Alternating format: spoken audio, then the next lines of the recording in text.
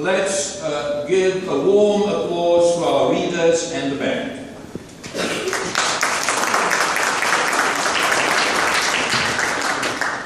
I mentioned that having this reading at the Schomburg Center in Harlem has a symbolic significance.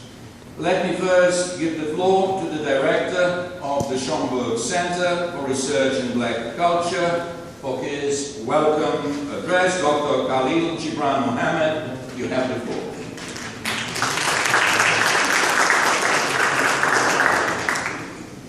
To Mr. Simonovich, I appreciate the warm welcome, and to all of you representing the human rights community and, of course, the United Nations, welcome to the Schomburg Center for Research in Black Culture.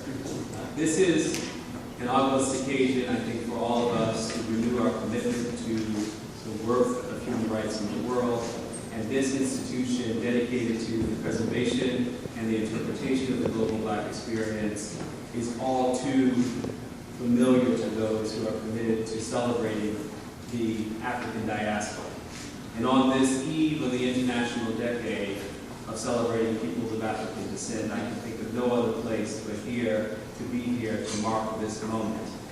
I also want to say to those of you who may not have been here before, that in this space that we stand right now, we are in dialogue with one of the world's most significant artists and poets, a man who literally traveled the globe, from Russia to the continent of Africa, to South America, and of course, so many places here in the United States, the poet Langston Hughes. He is the most translated poet, American poet in history. His ashes are buried beneath this public art display at Cosmogram dedicated to his life.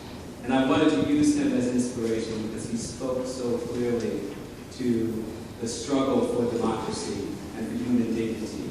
He spoke to the small moments of everyday lives that add up to the human story that we all celebrate and that we are also committed to protecting.